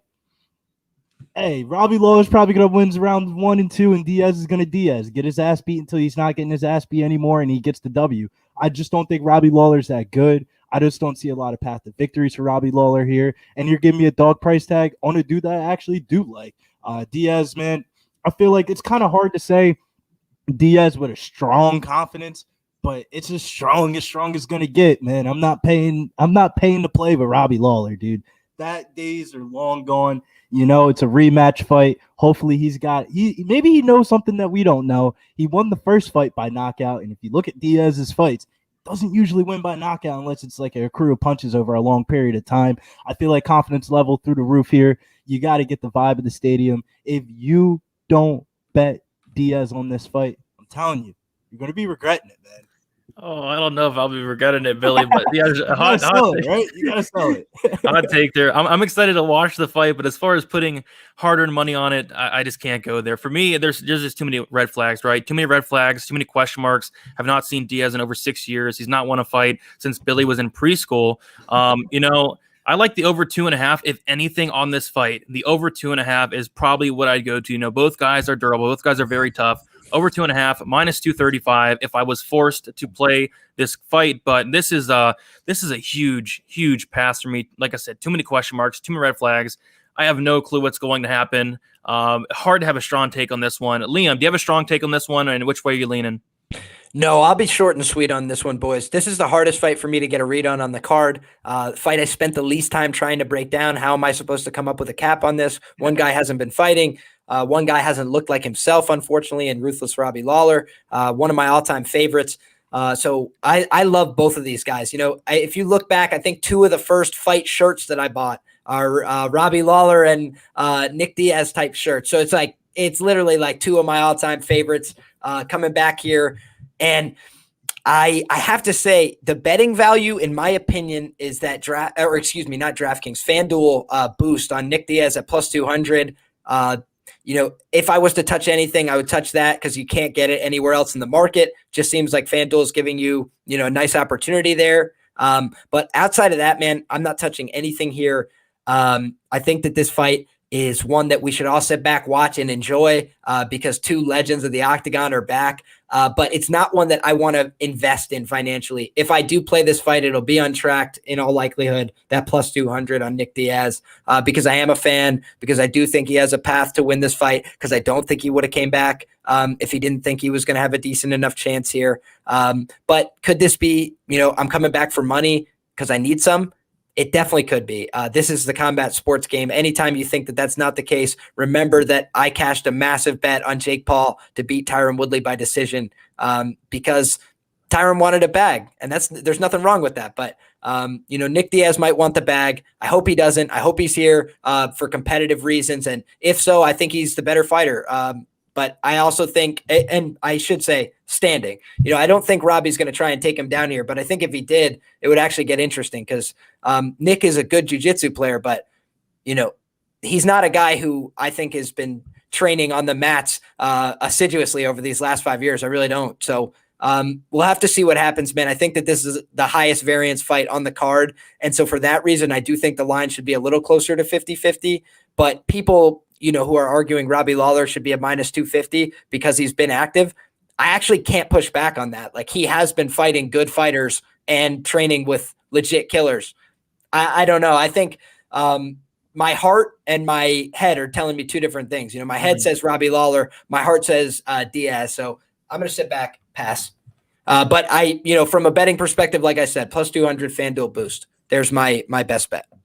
Sounds good. We have a dono in the chat. Adrian saying all that Lawler money is coming from me. It was my most confident bet. If I lose, so be it. In no sports does a 5-year layoff pay off.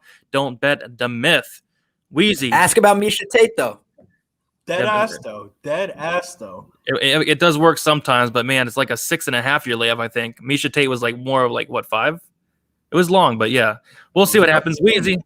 Wheezy, what do you think for this fight? What are you liking? There is no chance in hell that I'm betting this fight. No chance in hell. Damn, we didn't sell you, Wheezy? What's that? No, man, no, dude. I just can't do it, dude. The only thing I want to do is watch it. I'm absolutely gonna watch it. I'm absolutely gonna love it. Two of my favorite fighters of all time. If I had to pick, and I will, I would bet Lawler because of the narrative here. You know, the fact that Nick's been drinking, the fact that Nick probably hasn't been training as much, 5 years away from the cage. You know, last win was in the Coolidge administration. You know, so yeah, dude, it's just been too long. Lawler's been more active, you know, so I'll pick Lawler, but I just can't bet it, you guys. There's just too much missing information here, so I can't bet it. But I do think Robbie Lawler wins this fight. But if The Nick free Diaz bet on the wins it, house, man, Weezy. if Nick Diaz wins it, dude, I'm gonna be running around my living room so happy. It's gonna be so cool. I can't After wait you for this cash fight. that 3-unit bet, you know you got to roll it over. You got some house money to play with. You got to pick a side, man. It's the third to last night fight of the night. You got to throw some money on it. I am not throwing money on this fight, dude. You don't got to tell people that you threw money on it. If I have to get money back, if I start chasing, I'm gonna let the cat out of the bag and say I'm predicting Valentina Shevchenko wins this fight in the next one. I'm just gonna put it out there now. Let's start talking about it now, Brady. I'm calling Valentina to win. All right, Dude, that's bold. That's bold, man. And Bootsy actually thinks that it's here. We should probably mute me while he tries to drive whoever's out. He's giving us a pre-warning. Nick Diaz. I know, God, that is not a good sign. Now that we're talking about this fight, MMA locker room saying he got Lawler at -110. Well, there you go. You beat the line movement. Don't hate that line, but I couldn't bet it. But we will get to a fight that is the co-main event, a fight that I'm actually looking forward to. We have Valentina Shevchenko going against lucky Lauren Murphy, and we will start with Liam. Liam, any props that stick out to you in terms of this fight, or straight bet, underdog, favorite? What are you looking at? Dude, everybody has been prop betting this fight, which isn't surprising because, you know, that's what people want to do when they've got this massive favorite. They're like, how could I touch it? I can't touch it at the price. But that for me, I wasn't looking to do that. Valentina betting on her props has just been, you know, the most frustrating thing in UFC history. When you think she's going to go out there and just knock somebody out in the first minute, she will put on a slow range kickboxing performance where she dominates with leg kicks for 25 minutes. And then when you expect, you know, maybe this is going to go to decision. Maybe, you know, somebody durable like Jessica I is going to make it all 25 minutes. She gets yoinked on the head top, and you're like sitting there just like, I don't know how to bet her in terms of whether she's going to finish or not. I do think Lauren Murphy's tough. I think it'd be hard to make her quit. But that being said, I think she's much better. So could she use her skills to get her out of there? Oh, certainly she could. I have, you know, 10 units of exposure on Valentina Shevchenko in parlays this weekend. And, you know, thankfully, I think the best bet I've ever made, I'm sitting on 8 units at -171, Valentina Shevchenko straight. I bet Mo Miller. I bet Arman Sarukian as part of that 3-leg parlay, 8 units. I know it's a big exposure, but I'm willing to take it on fighters that I believe have clear paths to victory, are much better than their opponent. And, you know, in this case, guys, it's also about the line move. So am I as interested in parlaying her up at -14, 15, 16, 18? No, obviously not. You know, the value add is starting to get less and less significant. But I got Valentina at -1200. I got Mo Miller at -335. He closed -600. I got Arman at -600. He closed -850 or something. So, you know, that's why I think it's value. I got it all locked up well in advance. And now I'm sitting here while everybody else is looking at that -1400. What do I do? How do I touch it? I'm saying I got 8 units on Valentina -171. So that's why parlays can be effective.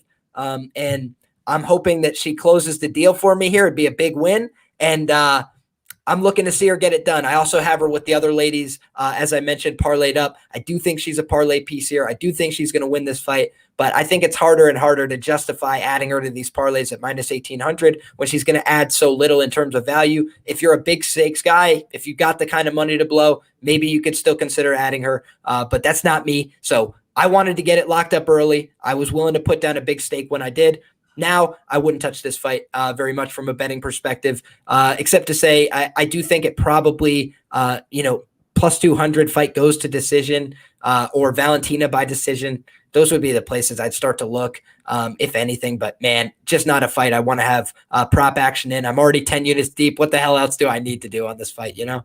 Yeah, for sure. I got you. Billy, what are you looking at for this fight? I call me crazy. The books are actually giving us a gift at this line. I actually saw some line maker talk about the UFC card and about how all the tickets this weekend are coming in on college football and NFL football for tomorrow, and they're all parlayed with Valentina with hopes that one of their football bets don't hit. Because Valentina is the lock of the card, lock of the weekend. And if you bet Bellator, you have probably bet on some 2-0 fighters or 1-0 fighters at the minus $2,000 fucking price tag. So when I saw Valentina come across 1,600, I was like, credit card. Hey, girl, get the credit card, because we're swiping it on this one. Visa swipe me until that shit says canceled. Give me Valentina all day. I got a parlay of her, Steven Nugent, and Matthew Semelsberger. I got that at minus 137. The third leg of my parlay for UFC 266. We got Semelsberger, Daukaus, Valentina. I know. $30, $40 might not make a big difference to you, but it might make all the difference if you want to make a minus 150 turn to even odds. Or if you want to make a football parlay of a minus 200, go back down to even odds. I would say the one thing about Lauren Murphy that I will give her credit, she is adorable, but we said the same exact thing about Jessica Andrade, and look how adorable she was. She might have looked adorable getting her ass beat because she went straight to OnlyFans right after, right? Lauren Murphy, very adorable fighter. I think on the feet, maybe if Valentina slipped on a banana peel coming into the fight, and even then, Valentina might even win the fight. I think Valentina by submission is the way to bet this one. Can we get Valentina by submission? What is that line? Valentina Shevchenko by submission. I think it was plus 500 or something. Plus 500, crazy. Yep. Yeah. I think bet, you're right bro. on the money. That's the bet. She has 777 career wins by decision, KO, and submission, and submissions plus 500. What? Were they predicting like on Bovada or something like that? I know you can bet like past the victory. I would bet this submission or Valentina via Jessica I head KO. Those are the two ways I think this fight ends, either by a head knockout or Valentina submits her. I think that's the play, dude. Fuck it inside the distance, take it by submission, walk away with your parlay cashers, and be happy that you bet Nick Diaz because you listened to Billy a little bit earlier. All right, we'll see. Yeah, for me, I'm kind of taking the chalky route. I'm going with Valentina Shevchenko winning inside the distance. And yes, we've heard her all week. Murphy is very tough, but you kind of take a look who she's fought and been tough against. She was tough against Joanne Calderwood, who doesn't finish anybody. Aliyah Shakarova, who's been cut, I believe. Roxanne Maia-Ferry, who doesn't finish anybody. Andrea Lee, a decisionator. Mara Barella, Barb Honchak, Caitlin Chukagan. Like, I see nobody that she's fought anywhere near the caliber of Valentina, anybody nearly as dangerous as Valentina. I think this is a mismatch, and just seeing what Valentina did to somebody like Jessica Andrade, who I'm very high on, and made her look like she was a terrible, terrible fighter, and she's not. She's really good. But I just feel like this is a super big mismatch. Lauren Murphy lost to Joanne Calderwood. She got outlanded clearly in round 1 and round 3. I don't know how she won that fight. Same thing with Andrea Lee. She got outlanded clearly in that fight as well, won that fight. Her wins in her last 5 fights, Aliyah Shakarova, Roxanne Maia-Ferry, and Mara Barella. I thought she lost to Lee. I thought she lost to Calderwood, and now she's getting a title shot. I just think this is a mismatch, as the line does indicate. And I think Shevchenko gets it done, and I think she does get it done inside the distance. People are talking about the over 2.5 rounds, which I do see on FanDuel Sportsbook at minus 112, and I think it's going to be a sweat. I could see it getting extended because Murphy's so tough, because Valentina does take her time. But I think Valentina could finish pretty much in every round. But if I was to pick a round, I think it would be more in the 3, 4, or 5 range after a ton of damage is put on her. And I think she does get her out of there late. So, Weezy, what are you looking at? Are you taking the dog shot on Lucky Lauren Murphy? Or are you going to have a bold prediction here and maybe go with the favorite? Yeah. This isn't a fight. This is going to be like a prison rape. I mean, this is going to be so one-sided. It's unfortunate that Valentina Shevchenko doesn't have opponents in this weight class that are on her level, but they're just not. So, you got to think that you can parlay up Valentina, the money line, with whatever you want. I mean, just go forward, find some easy stuff, parlay it with whatever you want. And then if you want to take a shot, I think in 5 rounds, I really see Valentina finishing this fight. She's just so good everywhere. It's whenever she wants it. I think that's when this fight's going to end. Is when Valentina is just sick of whooping her ass and just, decides, all right, I'm going to put the last shave on right now and just end it. So yeah, Valentina Shevchenko inside the distance, minus 225 feels good. I haven't bet it. I hate betting these kind of fights where it's just one-sided and there's no value. But what Billy said is really a good point, because when you do bet on some of these lower level shows, you'll be betting on somebody that's minus 1,500, minus 1,200 that's got a 2-0 record. Valentina Shevchenko is a sure thing pretty much. I mean, it's hard to picture any way that Lauren Murphy comes out of this cage the winner, other than like food poisoning or banana peel. So yeah, it just Shevchenko inside the distance, and don't be afraid to parlay that money line with anything that you like. Yeah, it's just hard to see a path to victory for Shevchenko or for Murphy, right? Like if Shevchenko maybe breaks her arm, maybe you'll get a better price on Shevchenko, because I still think she wins with a broken arm. But outside of that, like, I don't know, man. I just don't see it, and that's why we do see her at like nearly minus 2,000. So we'll move on to the main event. Alexander Volkanovski going against Brian Ortega. We do have about 350 of you in here. You all can hit the like button. We are now going to the main event. Should be a fun one. And I guess we will start with Liam. Liam, what are you liking for this main event? Well, I am unfortunately going to lead off here with an opinion that it seems like is not shared by much of the MMA community, man. It seems like everybody's all over Volkanovski this week. I get it. What's not to like about the guy? He's an excellent fighter. Won 50 minutes worth of kickboxing matches with Max Holloway. Obviously not every minute, but over the course of 50 minutes, he's had the judges give it to him twice. I think that's really impressive. Otherwise, he's on a massive win streak. So he's a great fighter. He's got a lot of upside, and he's super talented. But I think the thing that people might be missing about this fight, or maybe that I'm overrating about this fight, and we'll have to see retrospectively, is just that I don't think Brian Ortega is the same kind of challenge as somebody like Max Holloway. Max Holloway is going to come out there and try and kickbox with you for 25 minutes. And, you can plan for that. Volkanovski, I think, was pursuing takedowns pretty actively in the 5th round of the last fight to try and shore up an otherwise really close fight and try and get a decision there. I don't think you have that option against somebody like Brian Ortega. I think Brian is going to be tricky for Volkanovski to engage with in close. Now, the advantage for Volkanovski is that he actually has the reach advantage. He looks smaller, but he's got those long arms, man. And I think he had a reach advantage over Max as well. He's just got freakishly long arms for his height. And even, broadly speaking, for the division. So I think that there's a lot to like about both of these fighters. I think it's an excellent fight, one of the best fights on the UFC slate for this year. And I think that Brian Ortega, man, just has a finishing path that people aren't talking about. People are talking about he doesn't have the wrestling and the takedowns to get Volkanovski to the ground. Fair enough. But he has knees in the body that get people to lean over a little bit. He snatches the neck, and it could all be over in an instant. He's got a dangerous guillotine. He's got tricky submissions in transition. So, if Alex gets hurt by a punch at any point and wants to duck into the clinch or push him against the fence like he would do oftentimes, or like he would like to have the option to do, I'm sure, it's a lot more dangerous against somebody like Brian, who will put 2 feet on the cage, jump off it, and try and, strangle you. It's like he's just a tricky guy. And I also think he could hurt him on the feet. If you've seen any holes in Volkanovski's game, it's that early he can be touched and he can be hurt. Chad Mendes hurt him, stung him bad, hit him with a couple good shots. And honestly, Chad got reckless. He came forward with his hands down because he thought he had him badly hurt. It reminds me of the Greg Hardy fight when I rewatch it, where you touch somebody and you're like, oh, I got him. And you run in with your hands down and then get punished for it. And Volkanovski hurt him bad on the counter when he was already stung. So I think that how many times can Volkanovski get hurt like that and come back? I think that's a real question. I wouldn't want to fight Max Holloway for 50 minutes. I think that's done some damage. Obviously this is not his first career. He had another career in athletics in a pretty combat-centric sport. We see a lot of these football players, in my opinion, deal with head injury problems when they're in MMA and the combat sports space. And I wouldn't be surprised to see that from Alex either. The only time he did lose, I believe it was that knockout loss, getting kicked in the body, getting kicked in the head.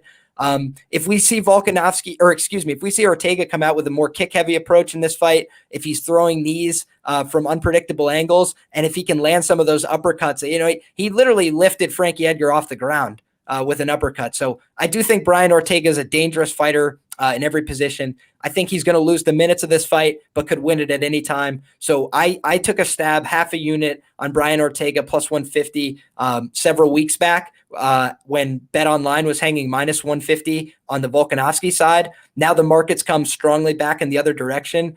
If I'm doing well on the night, I'm probably going to add Ortega inside the distance, or maybe Ortega 1-2-3 at plus 400. I think the longer the fight goes, the more it favors Volkanovski. I do have an untracked wager, 1 unit on Volkanovski 4-5 decision, and in my long shot parlay, I have Volkanovski 4-5 decision. So I am favoring Volkanovski, but at a minus 125 clip. I think everybody's very high on him here for good reason, but I think they're a little low on Brian Ortega given all the skills we've seen from him over the years. And frankly, his ability to lose 14 minutes of a fight and submit somebody, that can't be discounted. I don't think it's an easy path here against Volkanovski, but Volkanovski's been talking about, I want the finish, I'm going to pursue him aggressively, all these things. That for me is more confidence on the Ortega side. I think if he gets outside of his game plan and tries to close distance too aggressively, he could absolutely get caught. Brian has great intercepting strikes with the knees, the elbows, and the uppercuts. So I like this fight. I think it's a great fight. I think we could see a new champion tonight. I also think Volkanovski could just start laying the groundwork for being one of the greatest fighters that we've ever seen. So I'd be impressed if he wins this fight in numerous ways. I think that this is an excellent fight, and featherweight fights are hard for me to predict. I'll be upfront about that. I'm not having a positive record betting these fights so far, but I am excited to watch it, see how it plays out, and I think my man Brian's got a better chance than the MMA community. Yeah, fair. I mean, this is a tough fight for me. I think Volkanovski is going to be having success, winning the minutes of this fight. He's going to have the volume advantage, the striking advantage. Brian Ortega, although he did show he hasn't improved. He looked great against Zombie. He's still very hittable. I think Volkanovski is going to be able to have success there. But where I'm having trouble is, like you mentioned, Liam. Like Ortega is so dangerous. He can be losing every single second of the fight up until he lands a big shot. We saw how dangerous he was, with his hands in his last fight, especially. He hurt Korean Zombie 2 times. Very, very bad. Almost got him out of there twice.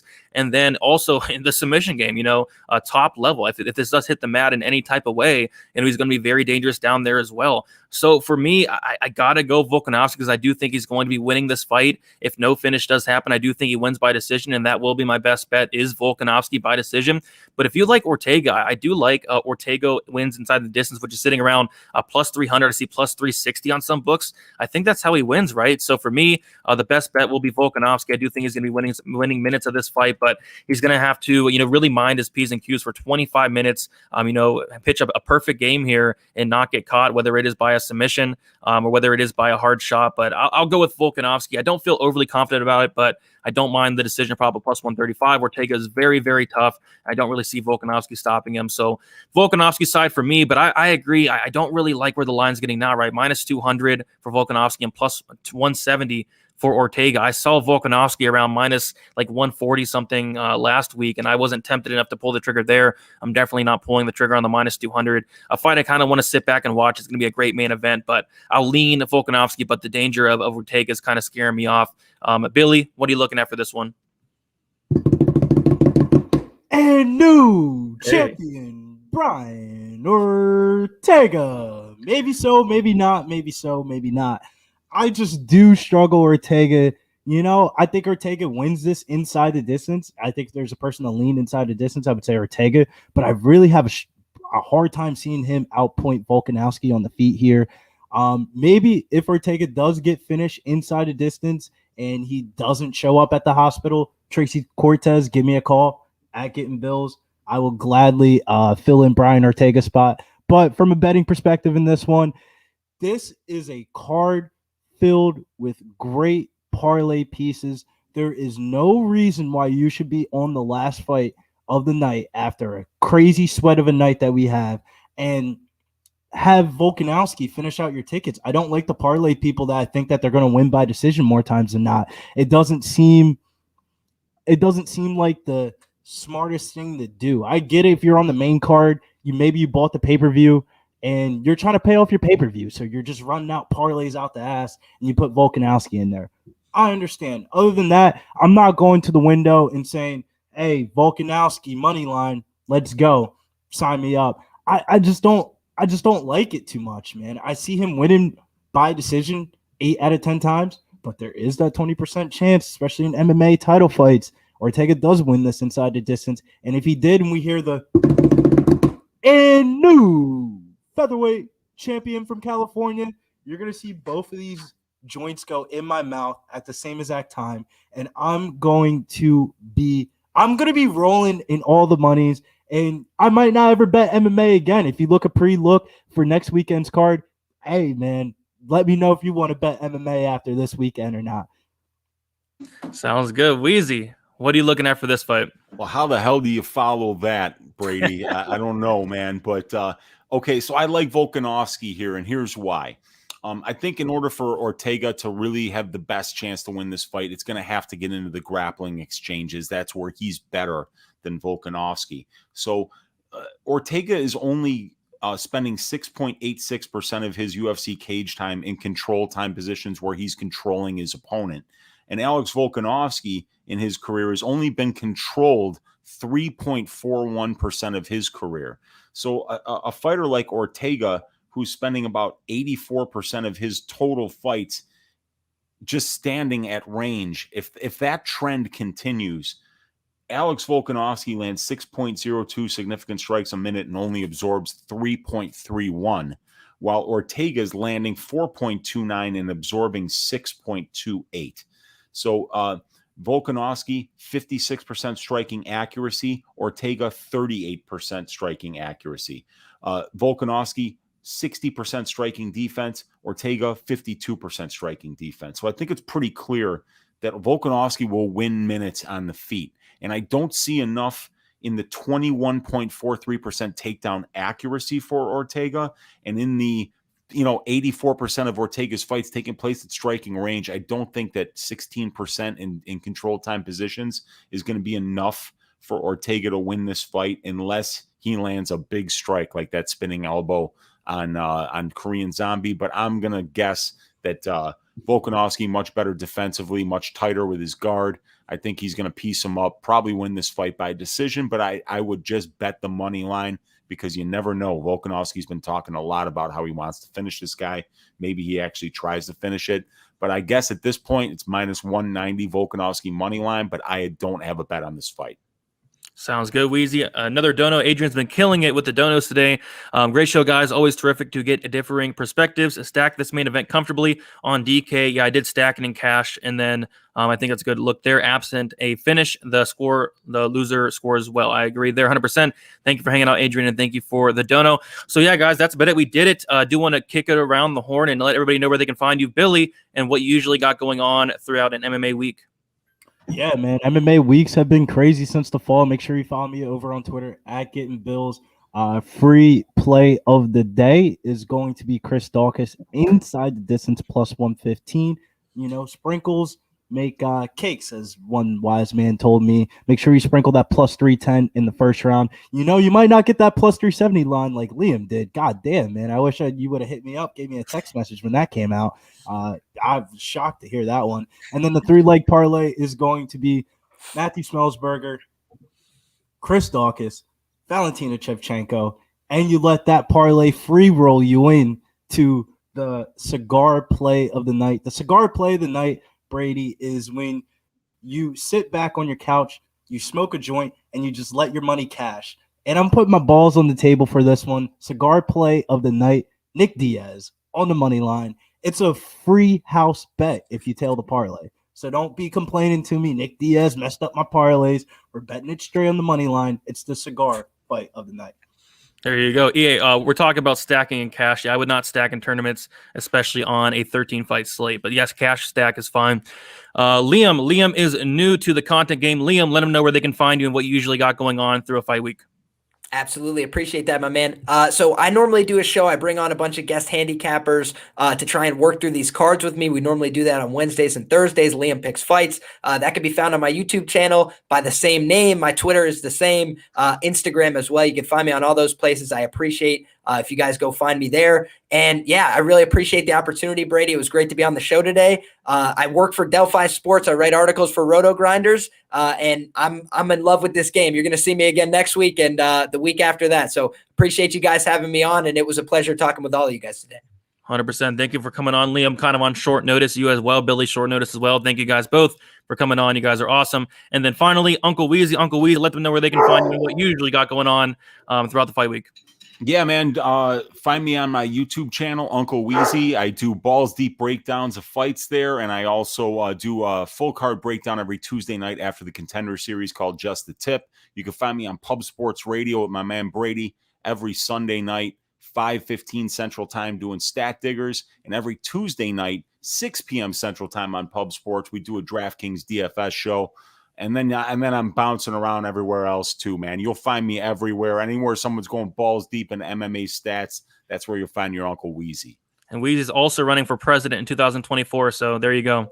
Shout out to Weezy. I've got a lot of skeletons in my closet, but if we can get over those skeletons in my closet, I think we can make a run and we can change this country, baby. Let's go. Shout out The to Weezy. sports Shout out to betting the community is behind you, man. I'm Let's voting go. for Weezy. Fuck on Let's you. go. Weezy for president. I like it. All right, guys. Thank you so much for hanging out. Had a decent amount of people of you in the chat all day. Good luck in the fights. Good luck with your bets. We'll talk to you soon. Leave a like on your way out. Subscribe to me. Go check out these guys as well. Thank you guys so much, and we'll talk to you soon. We'll talk to you tomorrow on Stat Diggers, 6:15 p.m. Eastern Time with me and Uncle Weezy. Good luck for UFC 266. See you guys.